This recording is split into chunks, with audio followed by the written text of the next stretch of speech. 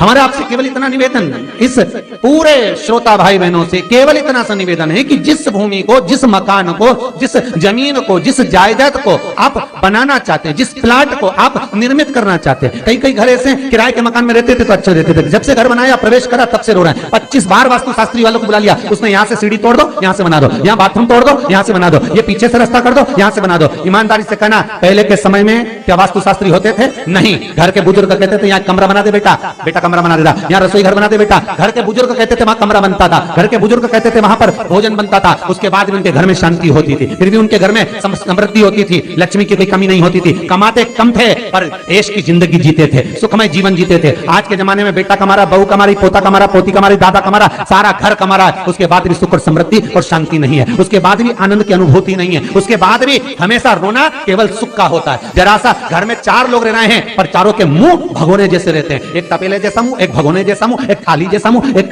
बल्टोई जैसा मुंह, सब कोई बोलने को तैयार नहीं, क्योंकि जब जब बोले तो बर्तन की आवाज आए तो बोलेगी। एक माँ बैठी टीवी के सामने, एक माँ बैठी, एक सोफे पे बैठा, बोले ही नहीं आपस में। वो सुख गया का महाराज।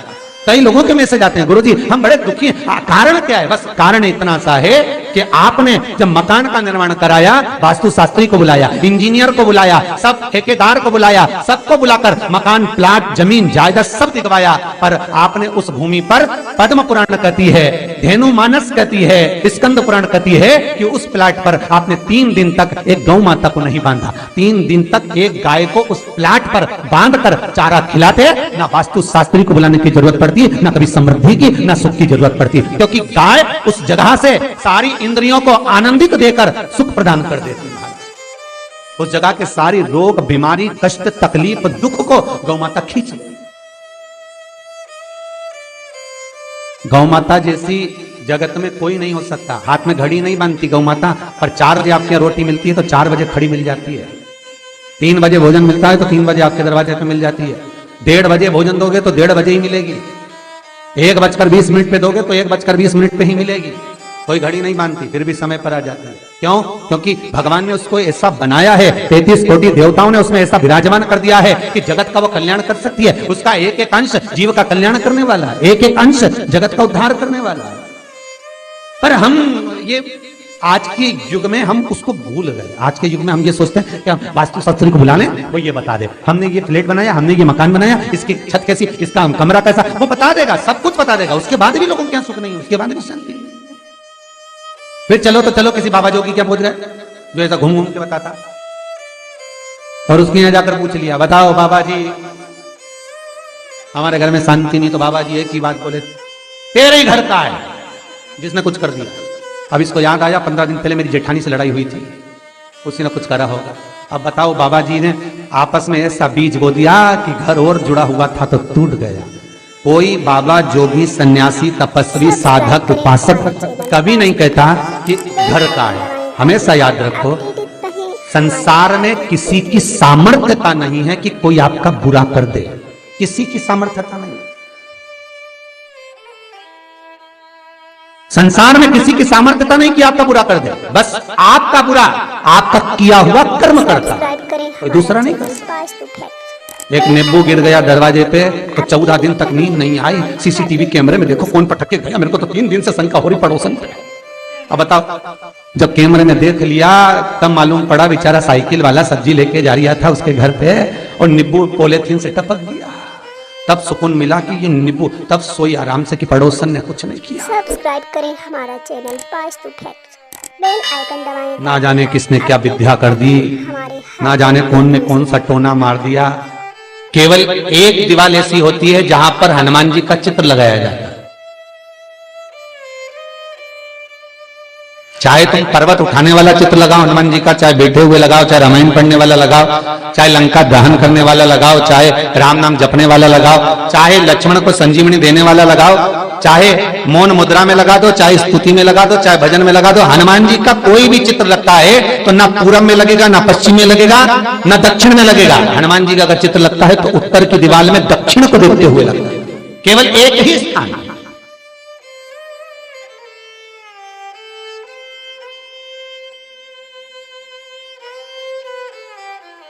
जैसे पूर्वजों के चित्र को, पितरों के चित्र को गए हुए हमारे जीवों के चित्र को दक्षिण में विराजमान किया जाता है, उसी तरह हनुमान को उत्तर में विराजमान कर कर दृष्टि दक्षिण में कर दी जाए।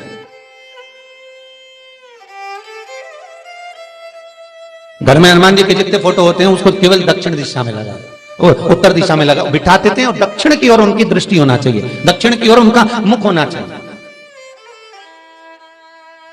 क्यों महाराज? अगर व्यक्ति के जीवन में कोई बीमारी आने वाली है, व्यक्ति के जीवन में कोई रोग आने वाला है, व्यक्ति के जीवन में अगर कोई कष्ट आने वाला है, व्यक्ति के जीवन में अगर कोई परेशानी आने वाली है, व्यक्ति के जीवन में कोई एक्सीडेंट का योग भी बनने वाला है, तो शास्त्र कहता है वो दिशा दक्षिण से ही बनता है।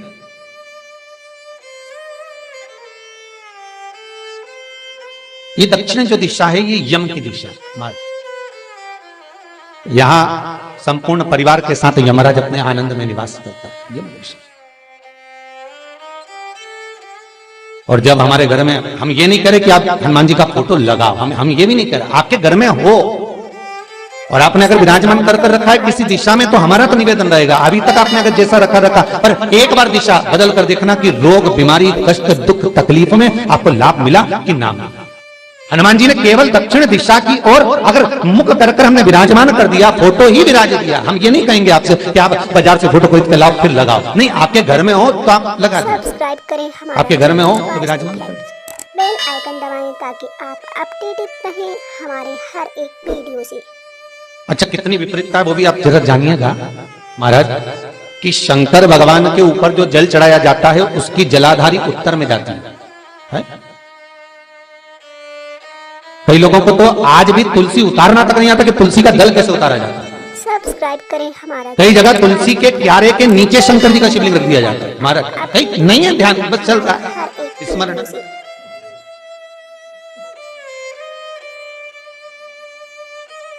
भगवान शिव का जो जल जा रहा है वो उत्तर की ओर जा रहा है, और हनुमान जी को उत्तर में विराजमान कर मुख दक्षिण की ओर कर दिया गया। क्यों? प्रबल दिशाओं में उत्तर और दक्षिण महाराज, ये जो दो दिशाएं इनको साधने के लिए कोई देवता आगे नहीं आता। अगर इन दिशाओं को कोई साधने वाला है तो केवल एक देवाधिदेव महादेव ही हो सकता है। काल का हरण करने वाला वो महाकाल ही हो सकता है। शंकर का ही एक अवतार है हनुमान जी महाराज, रुद्र अवतार महाराज। हनुमान जी से कहा तुम दक्षिण की ओर दिशा पर संभालिए, शिव जी कहते हैं मेरा जल जब उत्तर की ओर जाएगा तो इस दिशा को मैं संभाल, चिंता ना करिए। हमारे हर एक वीडियो से किसी लड़का और लड़की का विवाह नहीं हो रहा, 30 साल हो गए, 32 साल हो गए, 34 साल हो गए, लड़का लड़की का विवाह ही नहीं हो रहा, बहुत टेंशन है माता पिता। कोई मंगली है, कोई मांगलिक है, थोड़ा धीरे कम करो, प्लेन रखो, कोई मांगलिक है, कोई मंगल है, सब्सक्राइब करें हमारा चैनल वास्तु फैक्ट। संबंध हो ही नहीं रहा, बहुत प्रयास कर, अपडेटेड रहें हमारे 4 दिशा का स्मरण करिए, पूर्व पश्चिम उत्तर दक्षिण का। हथेली पर आटे का दीप लगाइए, घी भर लीजिए और 4 बत्ती उसमें अलग अलग रख लीजिए। थोड़ा सा पीला चावल हल्दी में कर उसमें डाल लीजिए। हमारा चैनल वास्तु फैक्ट, जो लड़का और लड़की का विवाह करना उसी के हाथ में देना है। अपडेटेड रहें हमारे, और देव उठनी एकादशी के दिन, जिस दिन देवता उठेंगे, जिस जगह पर तुलसी सालिग्राम का आप पूजन करते हो, गन्ने के नीचे, ईख के नीचे तुलसी का क्यारा रखकर पूजन करते हो, वहां पर भगवान शिव और भगवान नारायण का नाम लेकर उस दिए को रगवा दीजिए और वहीं पर हल्दी का तिलक उस लड़का या लड़की का कर दीजिए और उसके हाथ में थोड़ी सी हल्दी लगा दीजिए। महाराज सब्सक्राइब करें 2.5 महीने 3 महीने तो बहुत हो गए, उस बच्चा और बच्ची का विवाह पक्का हो गया। अपडेटेड श्री रहें हमारे हर एक शिवाय नमस्तुभ्यं, श्री शिवाय नमस्तुभ्यं, श्री शिवाय नमस्तुभ्यं।